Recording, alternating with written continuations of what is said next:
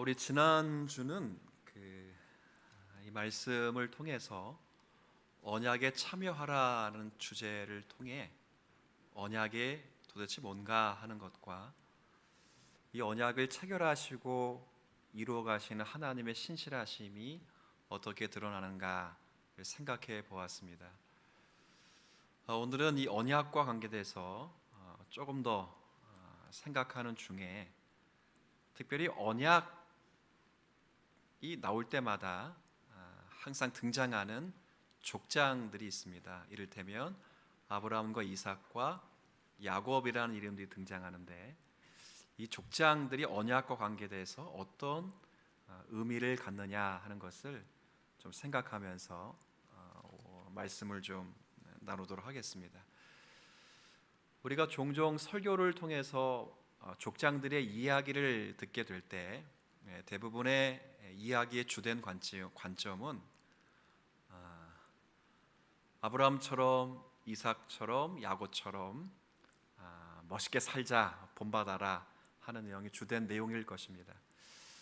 틀린 내용은 아닙니다. 하지만 우리가 족장들을 창세기를 통해서 보면서 우리가 가장 먼저 배워야 될 바는 아닙니다. 성경이 그 이야기를 사실 오늘도 하고 있습니다. 오늘 우리가 읽었던 13절의 말씀에도 나와 있지만 오늘 모세가 마지막 고별 설교를 하면서 언약과 관계돼서 설명하는 중에 하신 주된 내용은 아브라함과 이삭과 야곱을 봐라. 참 잘 살지 않았느냐? 신앙이 훌륭하지 않느냐? 그랬더니 이렇게 복을 우리에게 주신 것이다. 이렇게 말하는 것이 아닙니다. 이렇게 말하는 것이 아니고 하나님께서 아브라함과 이삭과 야곱에게 약속하신 그 약속의 신실하심이 지금 오늘까지 우리에게 증거되고 있다 하는 것을 이야기하시는 내용입니다. 우리가 14절과 15절 제가 조금 더 읽어드리면 내가 이 언약과 맹세를 너희에게만 세우는 것이 아니요 오늘 우리 하나님 여호와 앞에서 우리와 함께 여기 서 있는 자와 그러니까 서 있는 사람들과 같이 읽을까요? 오늘 우리와 함께 여기 서 있지 아니한 자에게까지니. 아멘. 그러니까 여기 없는 다음 세대 성도들까지입니다. 그러면 이제 다음 세대 성도들에게 야 아브라함처럼 살면 복 받아? 이렇게 얘기하는 게 아니라는 거죠. 이렇게 얘기하는 게 아니고 아브라함과 이삭과 야곱에게 약속하신 그 약속의 신실하심이 너희들뿐만 아니라 너희들의 다음 세대까지도 영원 무궁할 것이다. 이렇게 이야기를 하는 겁니다. 그러니까 족장들을 생각하면서 우리가 먼저 생각해야 되는 것은 족장들의 신앙의 위대함이 아니고요. 족장들과 약속을 맺으신 하나님의 위대함 그리고 족장들에게 당신의 선하신 뜻을 내시는 하나님의 신실하심이 더 빛을 내야 된다 하는 것입니다. 이사야 성경 51장 오늘은 조금 성경을 이제 쭉 살펴볼 텐데 이사야 성경 51장 1절부터 3절까지를 제가 여러분에게 좀 읽어드리겠습니다. 잠깐 배경 설명을 드리면 이 말씀은 절망에 빠져 있는 유다 나라 백성들에게 하신 하나님의 위로의 말씀입니다. 불과 30여 년 전에 한 형제였던 북이스라엘이라는 나라가 아수르에 의해서 멸망을 당했습니다. 그 30년이 흐르는 동안에 여러 대제국의 그런 침략자들의 발자국 소리를 남유다 백성들이 들으면서 불안해하고 절망하고 있는 중에 하나님의 위로의 말씀을 하시는 내용입니다. 제가 한번 차근차근 읽어드리죠. 의를 따르며 여호와를 찾아 구하는 너희는 내게 들을지어다. 너희를 떠낸 반석과 너희를 파낸 우묵한 구덩이를 생각해 보라. 이게 어떤 말이냐면 지금 유다 백성을 조각품으로 비유하고 있는 거예요. 근데 조각품이 그냥 딱 나타나는 게 아니고 원석에서 쪼개 와야 될 거 아니에요. 원래 돌에.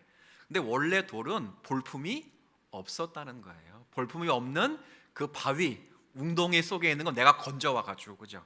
굴러다니는 거 건져와서 내가 너희와 같은 백성을 만들지 않았느냐. 너희 시조도 마찬가지다. 그래서 언급되는 사람이 아브라함입니다. 너희의 조상 아브라함과 너희를 낳은 사라를 생각하여 보라. 아브라함이 혼자 있을 때에 내가 그를 부르고 그에게 복을 주어 창성하게 하였느니라. 함께 읽습니다.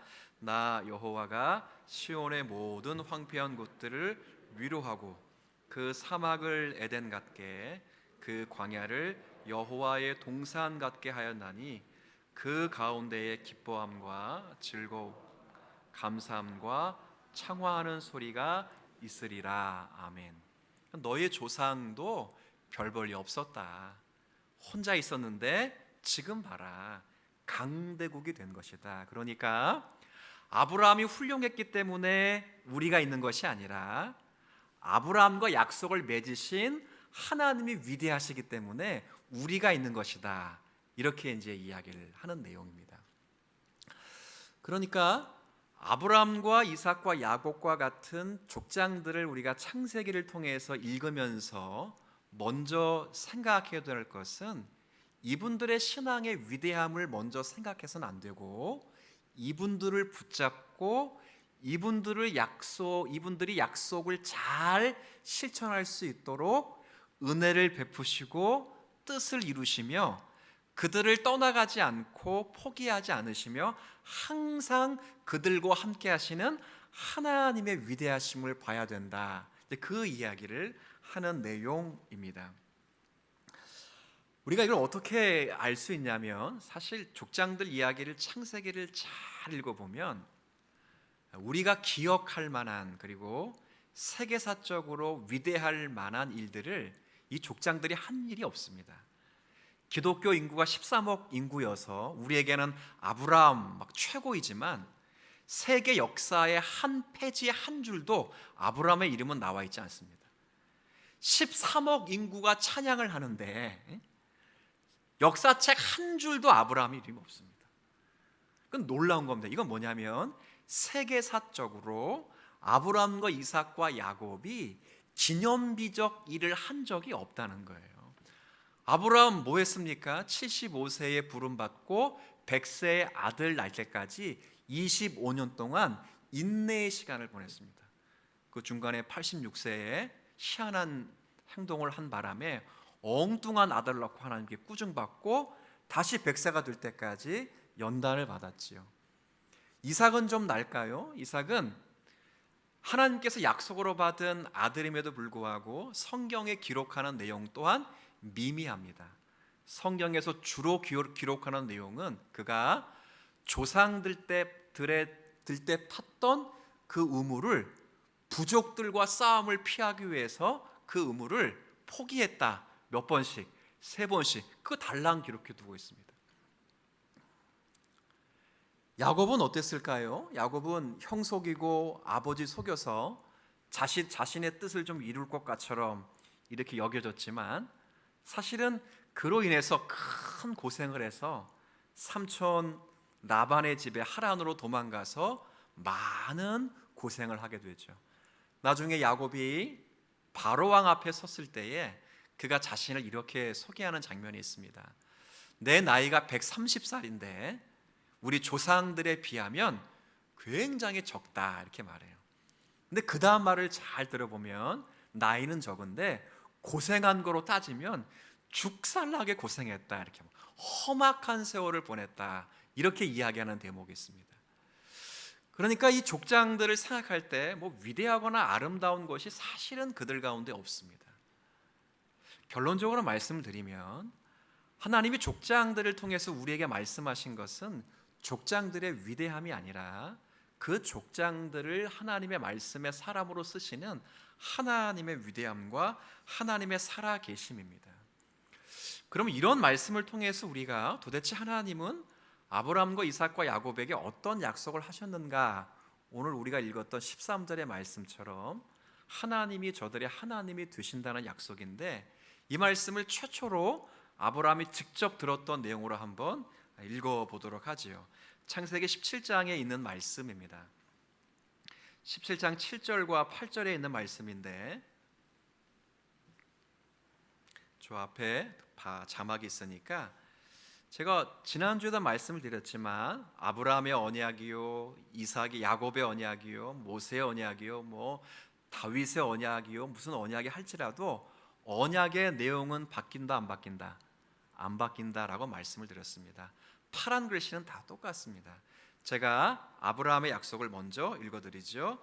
내가 내 언약을 나와 너, 그러니까 하나님과 아브라함 그리고 아브라함의 대대 후손 사이에 세워서 영원한 언약을 삼고 너와 내 후손의 하나님이 되리라. 내가 너와 내 후손에게 내가 거류하는 이 땅 곧 가나안 온 땅을 주어 영원한 기업이 되게 하고, 함께 읽을까요? 나는 그들의 하나님이 되리라. 그렇죠? 나는 너의 하나님이 될 것이다, 이렇게 말해요.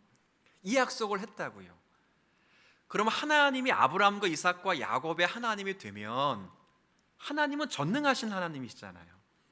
창조주이시면 세계사적으로 굉장히 위대한 일들이 많아야 되는데 그런 일이 없다는 거예요.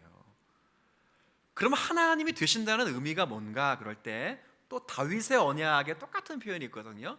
다윗의 언약에도 한번 같은 표현이니까 사무엘하 7장 14절과 14절을 제가 읽겠습니다.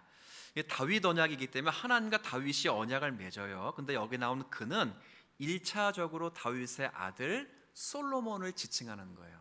그러니까 하나님이 솔로몬을 이렇게 하는 거예요. 자, 제가 읽을게요. 그는 내 이름을 위하여 성전, 집을 건축할 것이요 나는 그의 나라 왕위를 영원히 견고하게 하리라. 나는 그에게 아버지가 되고 그는 내게 아들이 되리니. 똑같아요. 나는 너의 하나님이 되고 너희는 내 백성이 되리라. 나는 저의 아버지가 되고 저는 내 아들이 되리라. 근데 이제 하나가 더 따라와요. 이제 확장됩니다. 같이 읽을까요? 그가 만일 죄를 범하면 내가 사람의 매와 인생의 채찍으로 징계하려니와. 아멘. 여기 하나가 더 붙었어. 이제요. 언약의 내용은 똑같아요. 자, 그러면 여기까지 잘 따라오셨으니까 작은 결론을 하나 내보겠습니다. 하나님이 우리의 하나님이 되시고 우리가 하나님의 자녀가 되는 것은 세상에서 멋지고 성공하는 데 있는 게 아니에요. 그리고 세상에서 기념비적인 일들을 만들어내는 것에 있지 않고 뭐냐? 하나님이 우리의 아버지가 되시기 위해서 우리를 자녀로 만들어 가시는 데 있는 거예요. 자, 그래서 무엇이 하나 더 붙느냐면 사람의 막대기, 인생의 채찍이라는 걸 더 붙여서 징계를 하실 것이다 라고 말해요. 이 말은 하나님의 백성들이 하나님의 백성으로 살아갈 수 있도록 곤고한 상황 속에서도 하나님의 자녀로 만드시겠다 하시는 하나님의 의지의 선언이라는 거지요.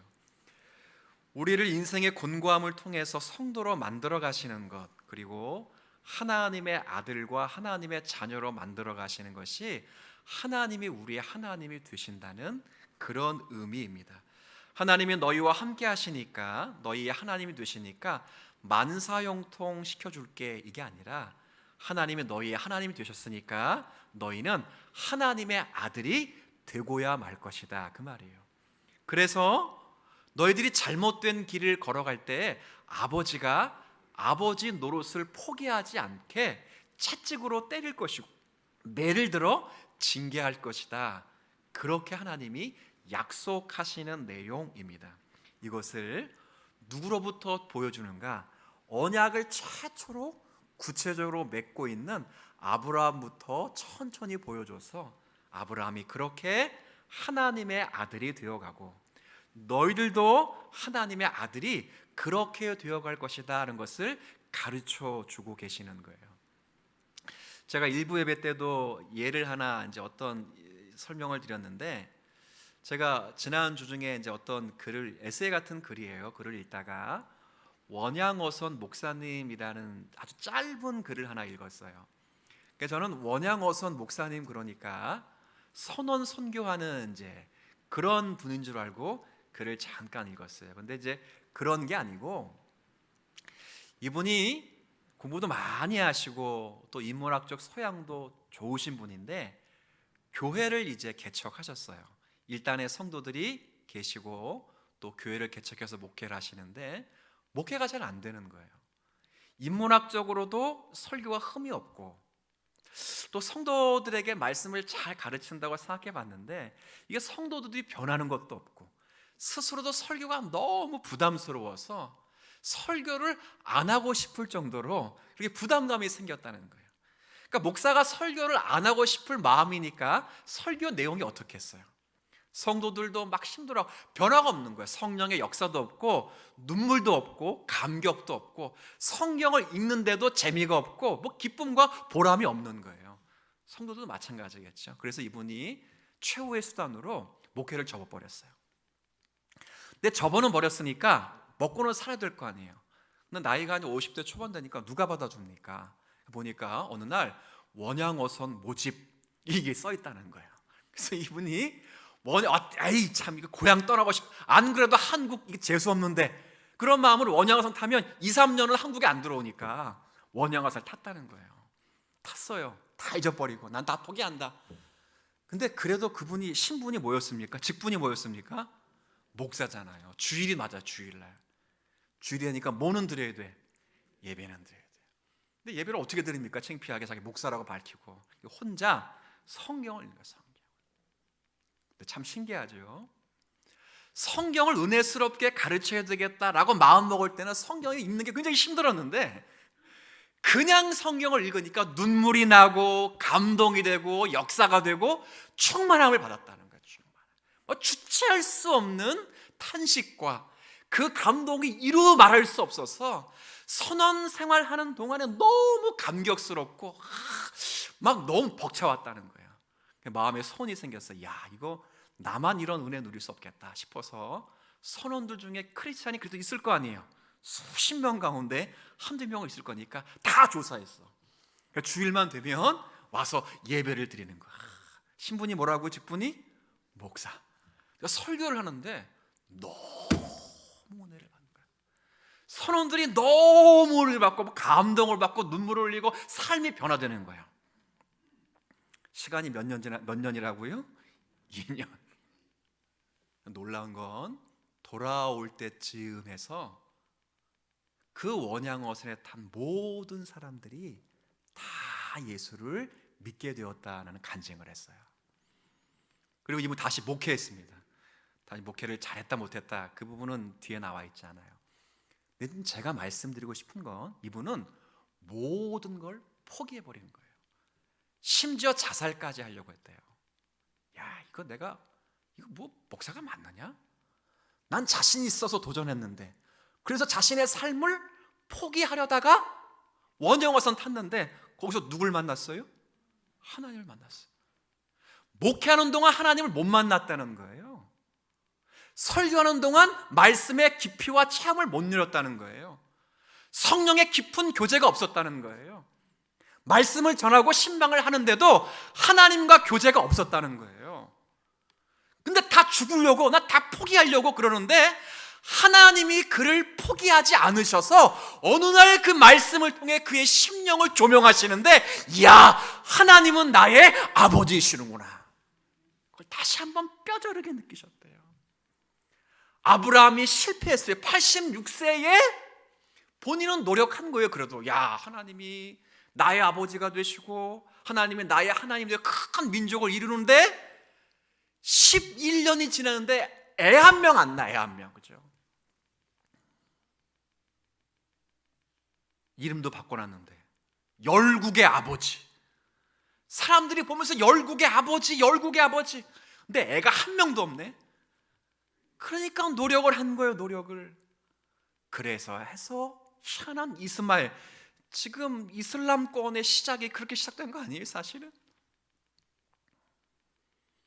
그런데도 그를 버리지 않고 다시 13년 동안 훈련시키시고 때론 하나님이 안 만나주시면서 훈련시키시고 그를 포기하지 않고 100세에 성경에 보면, 로마서 같은 데 보면 남자의 구실을 못하는 거예요. 여자가 아이를 잉태할 수 없는 때였어요. 그러나 그때 하나님이 그를 통해 개입하셔서 그를 통하여 자녀를 만드시면서 하나님이 얼마나 위대하신 분을 가르쳐 주는 일들이 있는 거예요. 제가 왜 언약을 말씀드리면서 여러분에게 이런 말씀을 드리냐면, 우리가 성경을 읽으면 성경의 좋은 부분을 읽어요. 좋은 부분을 읽으면서 그 좋은 부분이 마치 내 것이 되고 싶은 마음으로 읽어요. 좋은 거예요. 나쁜 건 아니에요. 다만 하나님이 여러분들을 하나님의 자녀로 삼으실 때는 좋은 것을 읽어서 그것을 내 거가 되는 방식으로만 하나님이 역사하지 않아요.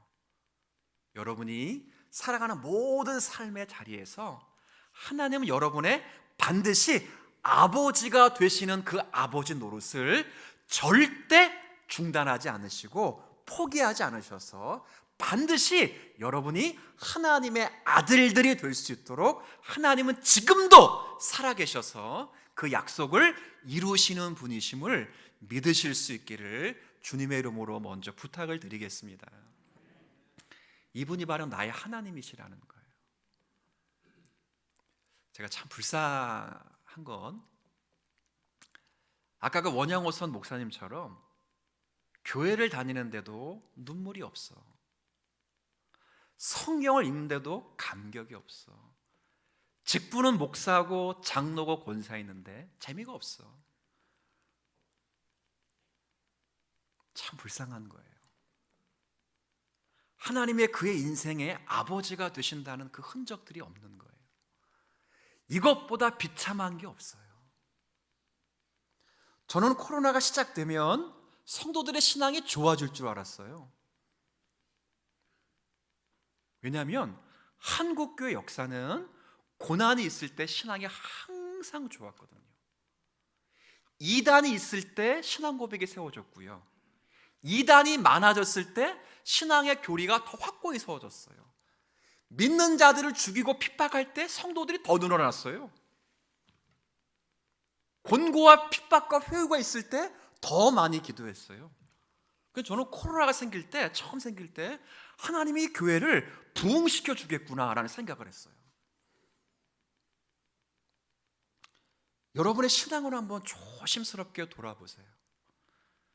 어쩌면 코로나가 우리를 하나님께서 우리에게 저주하시거나 징계하시는 것이 아니라 하나님이 내가 너의 아버지가 되신다는 것을 깨닫도록 하시기 위해서, 우리의 신앙을 더 견고하게 세우기 위해서 하나님이 간섭해 주시는 시간일 수 있겠다라는 생각을 한번 해보세요.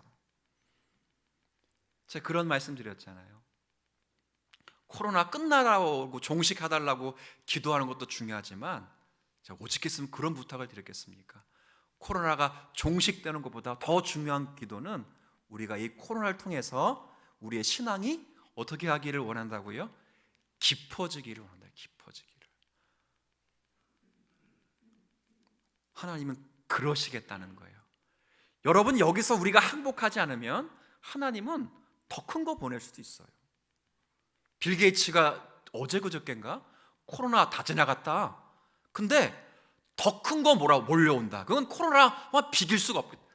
몰라요. 백신 팔아먹으려고 그런 얘기 하는지 모르겠는데, 여기서 우리가 정신을 못 차리면 하나님은 더 큰 것, 사람의 막대와 인생의 채찍을 보내셔서 우리를 징계하실 거예요. 왜 그러셔요? 우리가 하나님의 자녀로서 살아갈 수 있도록 하나님이 우리를 간섭하시는 시간이에요. 여기서 우리가 기억할 것은 그 간섭이 싫고 나쁘고의 차원이 아니에요. 그 간섭하실 때 우리가 요셉처럼 총리가 될 수 있고, 하나님이 간섭해 오시면 요셉처럼 감옥에 들어갈 수도 있어요. 간섭을 하시는데 감옥에도 들어가고 총리가, 이건 하나님의 몫이에요. 그건 하나님께서 알아서 하실 거예요. 근데 중요한 건 총리가 되든 감옥에 들어가든 늘 우리가 하나님을 인식하며 살아갈 수 있도록 하나님은 늘 우리를 간섭하실 거예요. 보디발의 아내가 유혹해 올지라도 하나님을 원망하지 않고 하나님 앞에서 우리가 어떻게 죄를 지을 수 있으리요? 억울하게 무고죄로 감옥에 들어가서도 하나님을 저주하거나 형제들을 저주하지 않고 하나님의 뜻이 계실 것이라고 기도하는 인고의 세월을 보냈던 것처럼 총리가 되었다고 막 교만하지 않았어요. 총리가 된 목적을 히브리에서 분명히 생각했어요. 내가 총리가 된 목적은 구약 교회를 보존하시기 위해서 하나님이 나를 앞서 보내신 것이다 라는 그 마음을 붙잡고 그런 애굽의 찬란한 문명에 휩싸이지 않았어요. 그 정도가 되면 고생 끝 낙이라고 개고생했는데 그 정도가 가면 뻑이 되는 거 아니에요? BMW 벤츠 몰고 그거 안 되겠구나. 비행기 한 대 몰고 가서 그죠? 아버지 찾아가가지고 형들 다 그냥 그렇게 하지 않았다고요. 하나님께서 택하신 족장들에게 약속을 주시고 하나님이 그 약속을 이루어 가시는 때는 어느 자리에 있든 하나님의 백성들이 하나님의 자녀 노릇할 수 있도록 역사하신다는 사실을 우리가 잊어서는 안 돼요. 이게 우리가 족장들을 생각할 때 아주 중요하게 생각해야 될 본질적인 내용이에요. 이렇게 설명하면 아마 여러분들이 저에게 이런 반문은 충분히 할 거로 예상이 됩니다. 그러면 족장들에겐 본받을 게 하나도 없겠네요? 그렇지는 않습니다. 족장들에게 약속을 하심을 통해서 먼저 제가 지금까지 설명한 바대로는 족장들의 위대함이 아니라 하나님의 언약의 신실하심을 강조했어요. 그런데 지금 제가 이제 설명할 것은 하나님과 약속 안에 있는 사람들에게는 하나님의 신실하심 때문에 반드시 성도의 아름다운 모습이 발현된다는 거예요. 이게 굉장히 중요해요. 그러면 아브라함과 이삭과 야곱에게 하나님의 신실한 약속으로 그들과 함께 하시고 그들의 아버지가 되셨으면 아브라함의 어떤 모습을 본받아야 될까? 이삭과 야곱의 어떤 모습을 본받아야 될까? 근데 본받을 게 없어요. 큰 게 없다고요. 아까도 제가 설명을 드렸지만 세계사적으로 기념비 될 만한 곳이 없어요. 그래서 성경은 그런 것이 아니라 하나님이 아브라함과 이삭과 야곱을 통해서 우리에게 어떤 삶을 살아가야 되는가를 알려주셨어요. 구약에도 충분히 많이 있지만 판명한 빛인 신약을 통해서 한번 이제 좀 살펴볼 텐데 히브리서 11장을 한번 보도록 할게요. 여기 앞에 다 띄워놨어요. 오늘은 성경을 좀 많이 봐야 돼서 몇 개 더 봐야 돼서 그냥 히브리서 11장을 몇 구절 더 봐야 돼요. 그래서 찾기가 어려우니까 앞에 보시면 히브리서 11장은 믿음장이에요. 근데 기억하셔야 돼요. 믿음장을 이야기할 때 하나님의 언약을 받은 백성들이 믿음이 어떻게 나타나느냐 이걸 얘기해 줘요. 믿음의 본질이 뭐냐? 1, 2, 3 이게 아니라 하나님의 약속을 받은 자들이 어떻게 살았느냐? 어떻게 살았다고요? 지금? 믿음으로 이 이야기를 하는 거예요. 그래서 아브라함부터 그 믿음의 이야기가 물론 전에도 나오지만 가장 언약 관계가 자세하게 이제 시작돼요. 그때 요거를 잘 보면 여러분 한번 읽어주세요. 시작. 그들이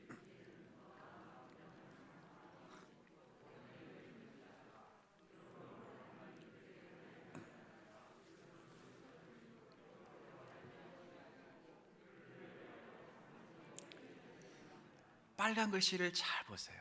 하나님이 저들을 뭐 하지 않았다고요? 그러면 세상 사람들은 저들을 부끄러워했다는 거예요. 세상 사람들은 저 사람들을 놀렸다는 거예요. 그렇지 않겠어요? 야, 하나님이 너의 하나님이 되신다며 하나님이 창조주라며 하나님은 없는 것도 만드시는 분이라며 근데 너 삶이 그러냐? 창피하다 창피해. 하나님 안 계신 거 아니야? 니네 다 가짜 아니야? 세상 사람 손가락질 했다는 거예요. 자, 그런데 누구만큼은 부끄러워하지 않으셨다고요? 하나님은 안 부끄러웠다는 거예요. 이걸 적극적인 문법으로 바꾸면 하나님은 오히려 그런 아브라함과 이삭과 야곱을 부끄러워하지 않았으니까 뭐 했다는 거예요? 자랑스럽게 생각했다는 거예요. 아니 그러면 아브라함과 이삭과 야곱이 어떻게 살았길래 자랑스럽게 살았겠는가? 사람들은 다 부끄러웠어. 아유 창피한 줄 알아라. 야, 나 같으면 창피해서 말도 못하겠다. 부끄럽고 손가락질 당했는데 하나님만큼은 자랑스럽게 여겼던 삶이 뭘까? 자, 이제 또 볼 텐데 9절과 10절 그리고 13절과 15절이에요. 빨간 글씨, 파란 글씨. 먼저 9절과 10절을 제가 읽도록 하겠습니다. 믿음으로 그가 이방의 땅에 있는 것 같이 약속의 땅에 거류하여 동일한 약속을 유업으로 함께 받은 이삭 및 야곱과 더불어 장막에 거하였으니 이는 그가 하나님이 계획하시고 지으실 터가 있는 성을 바랐습니다. 자, 여기 빨간 글씨, 파란 글씨를 각각 주목하시고 13절, 15절은 빨간 글씨는 빨간 글씨랑 맞고 파란 글씨는 파란 글씨랑 맞아요. 싱그럽게. 자, 13절부터 16절 앞부분까지 여러분 같이 읽어주시죠. 시작. 이 사람들은 다 믿음을 따라 죽었으며 약속을 받지 못하였으되 그것들을 멀리서 보고 환영하며 또 땅에서는 외국인과 나그네임을 증언하였으니 그들이 이같이 말하는 것은 자기들이 본향 찾는 자임을 나타냄이라. 그들이 나온 바 본향을 생각하였더라면 돌아갈 기회가 있었으려니와 그들이 이제는 더 나은 본향을 사모하니 곧 하늘에 있는 것이라. 아멘. 여기 보면 사람들은 창피하다 그러고 하나님은 자랑스럽다고 여겼던 점이 있어요. 아까 먼저 읽을 때는 하나는 그가 장막에 거했다는 것이고 두 번째 구절에 읽을 때는 그들이 어디서 어떻게 살았다고요? 외국인과 나그네처럼 살았다고요. 아브라함과 이삭과 야곱이 당시 최대 문명지인 애굽, 이집트 문명도 피하고 고대 중동으로 불렸던 메소포타 문명도 피하고 그 문명에 영향받지 않기 위해서 광야에서 뭘 치고 살았어요? 천막 치고 살았다고요. 생각해 보세요. 하나님이 저들의 하나님이 되시면 사실은 광야는 지금으로 말하면 두바이 같은 도시가 되어야 돼요. 광야 사막 위에 세운 이국적인 도시가 두바이 아니에요? 세계에서 가장 높은 빌딩이 거기에 있고 세계에서 가장 아름다운 인공섬이 거기 있어요. 아쿠아룸 그리고 분수쇼 뭐 여러 가지 다 하나님이 저들의 하나님이 광야가 그렇게 해야 돼요. 그런데 하나님이 저들의 하나님이신데도 아브라함이 광야에서 텐트 치고 살았다고요. 하나님이 저들의 하나님이시면 아브라함이 외국인처럼 나그네처럼 살면 안 돼요. 정처 없이 고단하게 살면 안 돼요. 세상의 주인이 되어서 세상 다 호령하고 살아야 돼요. 근데 아브라함은 하나님이 자기의 하나님이 되셨기 때문에 자신은 외국인처럼 나그네처럼 살았다는 거예요. 자, 중요한 건 사람들이 그것 때문에 부끄러워했지만 하나님은 그걸 오히려 자랑스럽게 돼. 왜? 아까 파란 글씨 읽었어요. 파란 글씨. 왜 자랑스럽게 여겼느냐? 왜 자랑스럽게 여겼는가? 하나님이 지으시고 하나님이 계획하시고 지으실 터가 있는 성을 바라보았다. 16절 앞부분에는 더 나은 아까 뭐라고 되어 있습니까? 본향을 바라봤다는 거예요. 조금 그냥 유치하게 설명하면 천국을 바라보며 살았다는 거예요. 하나님의 나라를 바라보며 살았다는 거예요. 저들이 하나님의 백성이 되어서 하나님의 자녀로서 살아가면서 이 세상에서 영원히 살 것처럼 세상 사람이 부러워하는 것을 다 갖추어 살아가는 것을 목표하지 않고 이 세상은 기껏 살아야 모세의 말로 따지면 70이며 80이라고요. 근데 영원히 사는 하나님의 나라를 사모하면서 그 나라에 하나님과 함께 살 것을 기대하고 하나님의 다스림과 하나님의 통치와 하나님의 뜻에 목숨을 걸고 살았기에 그것을 하나님이 기뻐하셨다는 거예요. 자랑스럽게 여겼다는 거예요. 어제 아내에게 제가 선교하는 탈북민 부모님 이야기를 들었어요. 이 탈북민은 대한민국 자유의 품에 있어서 공부도 하고 꿈을 갖고 있어요. 근데 그 아버지가 언젠지 모르겠는데 얼마 전에 정치 수용보로 몰려서 총살을 당했어요. 왜 정치 수용보로 몰렸냐면 그 아버지도 누굴 믿기 때문에? 예수를 믿기 때문이에요. 예수. 나 예수 모른다고 부인만 하면 돼요. 누가 밀고 하면 나 예수 모른다, 그럼 돼요. 근데 누가 밀고를 했는데도 그분은 나 예수 믿는다. 그래, 예수는 나의 그리스도이시고 나의 하나님이시며 나의 생명이시다 고백을 한 거예요. 정치 수용보로 끌려갔어요. 사람들은 야 그래도 사는 게 중요한 거지, 다 부끄럽고 하고 생각하고 다 손가락질하지만 하나님이 그 고백을 기쁘시게 받으셨다. 하나님의 언약은 그렇게 발현이 되는 거예요. 우리가 세상을 살아가면서 우리는 세상에만 살지 않아요. 빌립보 교회에 편지하노니, 그럴 때 빌립보 지역에 사는 교회 성도들, 그리스도 안에 있는 이란 말 또 써요. 이 말은 우리가 이 지역에 살지만 이 지역에 사는 것뿐 아니라 하나님의 나라의 백성으로 살아간다는 것을 다시 천명하는 거예요. 우리가 이 세상에 살면서 하나님이 우리의 아버지가 되시는 그 삶을 어떻게 살아가느냐 그럴 때 아브라함과 이삭과 야곱은 여기서 잘 먹고 잘 살지는 못했을지라도 하나님의 약속의 말씀을 성취하기 위해서 노력하며 수고하며 살았다는 걸, 그걸 하나님이 포기하지 않도록 신실하게 그를 간섭해 주었다는 거예요. 때론 뭘 들면서도 아까 사무엘 7장 읽었잖아요. 매를 들면서도 막 혼냈다는 거예요. 그렇게 살아왔다는 거예요. 그게 하나님이 살아계심의 증거예요. 여러분 개개인에게 제가 묻겠습니다. 여러분이 만난 그 그리스도, 지금 여러분이 섬기는 하나님이 여러분의 하나님이시며 살아계신 하나님으로 제가 믿으실 것으로 전 믿어요. 그렇게 믿으시죠? 그러면 그 하나님의 살아계심의 증거가 여러분 스스로 뭐예요? 솔직히 물어보세요. 자식이 서울대 갔어요. 내 사업이 잘 됐어요. 그럼 S그룹의 L 회장은 더 잘 되는데? 그건 교회 안 다니는 사람이잖아요. 하나님이 살아계심이, 여러분의 살아계심의 증거가 뭐예요? 여러분이 어떤 일을 높아지더라도 낮아지더라도 하나님을 포기하지 않고 하나님의 사랑과 하나님의 은혜를 의지할 수 있는 백성으로 삼아가시는 것, 이게 하나님의 살아계심의 증거인 거예요. 부자 될 수 있어요. 근데 어떤 부자가 되느냐가 중요해요. 부자가 됐는데 부자와 나사로에서 나오는 부자가 되면 지옥 가는 거예요. 부자가 됐는데 목숨을 걸고 예수님의 시신을 요청했던 아리마대 사람 요셉과 같은 부자가 되면 그는 하나님의 그 인생을 간섭하시는 인생이 되는 거예요. 제가 부자가 되지 말라는 거 아니에요. 제가 서울대 가지 말라는 거 아니에요. 여러분이 어디에 계시든 하나님이 지금 여러분의 아버지가 되셔서 여러분의 인생을 핸들링하고 계신가를 점점 물으셔야 된다는 거예요. 나는 하나님의 나라를 소망하고 있는가? 정말 하나님의 뜻이 여기서 이루어지기는가? 어떤 분들은 예수 믿어도 천국 안 믿는 분이 많더라고요.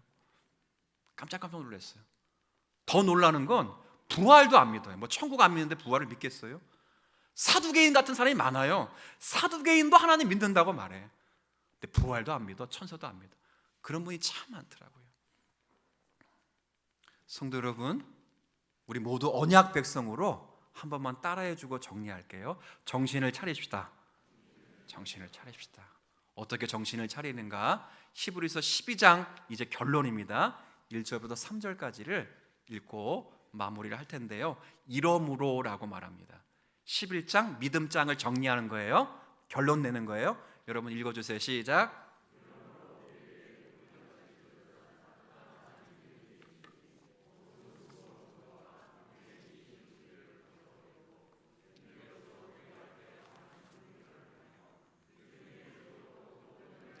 예수를 바라보자.